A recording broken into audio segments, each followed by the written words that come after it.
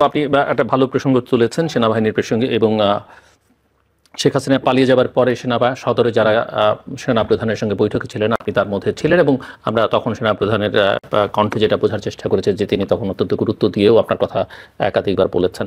আমি একটু বুঝতে চাই যে তাদের মাইন্ডসেট তখন কেমন মনে হয়েছিল। আজকে সেনাবাহিনী সেনাপ্রধানকে নিয়ে প্রায় নিয়মিত অনেক ধরনের কথাবার্তা, এমনকি এই গণ অভ্যুত্থানের পক্ষে এটা কারো তুচ্ছতাচ্ছিল্য করা উচিত না।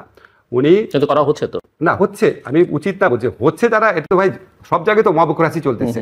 এখন আপনার এটা বুঝতে হবে যে উনি শেখ হাসিনার নিয়োজিত সেনা প্রধান ছিলেন, উনি শেখ হাসিনার আত্মীয় ছিলেন। উনি এরকম একটা সময়, এখন আপনার মানুষের অবদানকে ছোট করার জন্য নানান কথা বলা হয়, আপনার ক্ষেত্রে হয়, আমার ক্ষেত্রে হয়, যে যারে বলতেছে সবাই সবার গালি দিচ্ছে, সবাই সবাইকে দোষ দিচ্ছে। ইউনূস স্যারের অবদান ছোট করছে না, উনি কি করেছে জুলাই গণঅভ্যুত্থান, এসব প্রশ্ন তোলা হয় না, আপনার প্রশ্ন তোলা হয় না, আমার প্রশ্ন তোলা হয় না, আপনি নাকি ভারতের দালাল, আমি ভারতের দালাল, সবই তো বলা হচ্ছে। এই যে সামগ্রিক আক্রমণ প্রক্রিয়া, এই আক্রমণটা সম্ভবত উনার ক্ষেত্রে আসতো না, যেহেতু উনি একটুখানি ওপেন আপ করেছে, কিছু কিছু ব্যাপারে কথা বলা শুরু করেছে, নাহলে এই সুযোগটা থাকতো না। আমি ব্যক্তিগতভাবে আপনাকে বলি, এটা আমার ব্যক্তিগত অভিমত, আমি কাছের থেকে দেখে আমার কাছে মনে হয়েছে এই গণ অভ্যুত্থানের প্রতি উনার প্রচণ্ড শ্রদ্ধাবোধ আছে। উনার সাথে যখন আমার কথা হয় উনি বারবার দুইটা কথা বলেন। হ্যাঁ, এখন ধরেন আপনি বলতে পারেন আচ্ছা সেনাপ্রধান এগুলি বলতে পারেন নাকি? ভাই, এরকম একটা প্রায় বিপ্লব গণ অভ্যুত্থানের পরে মানুষের আর ডিফাইন্ড রোল থাকে না, অনেকের ডিফাইন্ড রোল। তো আমার কাছে উনাকে যেভাবে পোট্রে করা হয় কিছু কিছু মাধ্যমে, আমার কাছে মনে হয় অবিচার করা হয় এবং উস্কানিমূলক বক্তব্য দেওয়া হয়। এবং আপনি যেটা বলছেন, তবে আপনাকে এটাও বলে রাখি আমি, এবং এটাও বলেন না তখন অ্যাজ এ স্টেক হোল্ডার তিনি যদি বলেন, কারণ তারও এখানে স্টেক আছে, তার সশস্ত্র বাহিনীর স্টেক আছে, এবং উনি যেহেতু লিড করছেন বলতেই পারেন, বলতে পারেন। তবে হয় কি আপনার এখন আমরা তো দুই একদিন, প্রথম দুই এক সপ্তাহ তখন যদি বলতেন, এখনকার রোলটা তো ডিফাইন, তখন বললে তো মনে হতো যে উনি প্রভাব বিস্তার করবার চেষ্টা করছেন। কিন্তু এখন যেহেতু সমাজে নানা মহল থেকে নানা রকমের প্রশ্ন উঠছে, রাজনৈতিক দলগুলো থেকে নানান কথা উঠছে, ইভেন আমি তো পলিটিক্যাল পার্টিগুলোকে এটাকে নিয়ে খুব বেশি আমি আপনাকে বলি, ধরেন পৃথিবীতে কে ভালো কাজ করছে, কে ঠিক করছে, কে বেঠিক করছে, এটা তো আমার কথায় নির্ণীত হবে না। আপনার বক্তব্য সঠিক হতে পারে, কিন্তু আমার মতে মানে দেশে যেই পরিমাণ সেন্সিটিভিটি তৈরি হয়েছে আওয়ামী লীগের সম্পর্কে, আওয়ামী লীগের সভানেত্রী লেথাল ওয়েপন ইউজ করার জন্য আদেশ দিচ্ছেন, এই করছেন সেই করছেন। আওয়ামী লীগের সকল পর্যায়ের নেতৃবৃন্দ, সবচেয়ে ভালো নেত্রী যেটা দেখেন সেটার পিছনেও সেও একটা না একটা কুৎসিত নির্বাচনে ইলেক্টেড লোক। এরকম পরিস্থিতিতে এটা নিয়ে মানুষের মধ্যে প্রচণ্ড সেন্সিটিভিটি কাজ করে। ধরেন আপনাকে আমি ফ্র্যাঙ্কলি বলি, আমি ফ্র্যাঙ্কলি বিশ্বাস করি, ভুলে যান আমি উপদেষ্টা, আমি মানুষ হিসেবে বিশ্বাস করি আওয়ামী লীগকে আবার যদি নির্বাচনের সুযোগ দেওয়া হয়, আওয়ামী লীগ দেশকে আবার দোজক বানানোর চেষ্টা করবে। তার কাছে এত টাকা আছে এবং তার মধ্যে কোনো রিমোর্স নাই। সে যেটা করেছে এই জুলাই হত্যাকাণ্ড, এটা কোনো রিমোর্স নাই। তো যার রিমোর্স নাই এবং যার কাছে এত টাকা আছে, যার কমপক্ষে 15-20% মানুষ যাদের অন্ধ সাপোর্টার, তারা দেশকে আবার মানে দোজক বানায় ফেলার মতো ক্ষমতা। কিন্তু সেই সিদ্ধান্ত কে নেবে? না, সেই সিদ্ধান্ত কে নেবে? এটা নেবে পলিটিক্যাল, আমি আপনাকে বলি, সেই সিদ্ধান্ত পলিটিক্যাল পার্টি নেবে, সেই সিদ্ধান্ত বিচারিক প্রক্রিয়া আসতে পারে, সেই সিদ্ধান্ত নির্বাচন কমিশন নিতে পারে।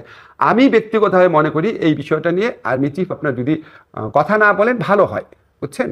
ওনার এই বিষয়ে কথা বলে উনি নিজেকে এক্সপোজ করে দিচ্ছেন, কারণ এই আকাঙ্ক্ষার বিপক্ষে বহু মানুষভাবে সমালোচকরা ইনভাইট করেন, তাহলে এটা দেশের জন্য ভালো না। কাজে এইসব ব্যাপারে এটা এই পয়েন্টে বিশেষ করে আমি মনে করি, মানে আমার ব্যক্তিগত অভিমত, আই মে বি রং, মানে এমন হতে পারে, আমরা তো আর জানি না যে উনি হয়তো ওনার মেসেজটা আপনাদেরকে বলতে আমি সরকারকে কনভে করেছে, বাট সরকারের রেসপন্স পাননি, সো ওনার কাছে মনে হয়েছে যে বলা প্রয়োজন। একটু গোড়ায় যাই, যেখান থেকে আমরা আলোচনাটা শুরু করেছিলাম, ওই যে সরকারটা যেভাবে গঠিত হলো, এই সরকারে কার শেয়ার কতখানি? আমিন এই সরকারে এই ছাত্রদের শেয়ার কতখানি, বিএনপির কতখানি, জামায়াতের কতখানি, আর্মির কতখানি, বা ইন্টারন্যাশনাল কমিউনিটির আপনার কতখানি? আমি একটু শেয়ারিংটা বুঝতে চাই। শেয়ারিং তো কিসের শেয়ারিং? না, কার সেটা বাদ দিয়েছে। আবার তাদের লিস্টে যে ছিল না, ধরেন তারা বলেছিল উনি আন্দোলনকালীন সময় তো আমাদের সাথে ছিল না, সেরকম একজন আবার বিএনপির কথায় আসছে। আবার এমন একজন আসছে যার সম্পর্কে আমি জানতামই না আসবে, সে জামাতের কথায় আসছে। সো ছাত্ররা নিজের ইচ্ছা সবকিছু ডিসাইড করে না। সেজন্য বলছে যে কার প্রাধান্য বেশি এখানে। না, আমি আপনাকে শুধু প্রাধান্য তো আমি বলতে পারবো না আপনাকে, কিন্তু আমি আপনাকে এটা বলতে পারি, ছাত্ররা পলিটিক্যাল পার্টি যারা আছে, আন্দোলনে যারা শক্তি আছে, সবার সাথে হয়তো কথা বলা নাই, যাদের সাথে কথা বলে তারা খুবই মাইন্ড করতে পারে, কিন্তু ওইখানে এত সময়ের সীমাবদ্ধতা ছিল, এত একটা তাড়াহুড়া পরিবেশ ছিল। বাংলাদেশের ইতিহাসে কোনো কেয়ারটেকার গভর্নমেন্ট এভাবে হয় নাই জিল্লুর। আমরা জানতাম একটা কেয়ারটেকার গভর্নমেন্ট হবে, সবাই আলোচনা করে টোরে লোকজন ঠিকঠাক করে প্রস্তুতি নিয়ে।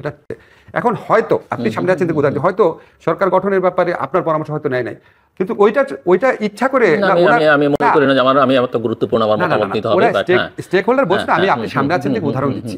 ওরা ডেলিভারি আছে, ওর সাথে কথা হলো, ওর সাথে কথা হলো, এটা করে নাই।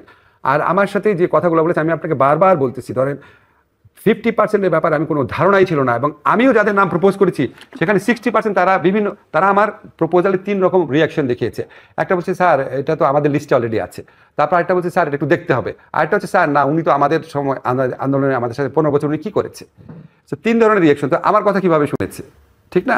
এখন ধরেন আমাদের একজন মহিলা উপদেষ্টা, ওনার নাম বলার সাথে সাথে ওরা বলেছে আর ওনার নাম তো আমাদের লিস্টে আছে, ওনার নাম সবার কাছ থেকে আসতেছে। রেজওয়ানার কথা, রেজওয়ানের নাম সব মহল থেকে আসছে, সেটা তো আমার কথা তো হয় নাই, এগুলো অলরেডি তারা ডিসাইড করে রেখেছে। এবং তারা 3টা দিন আমি যতদূর জানি আর কি,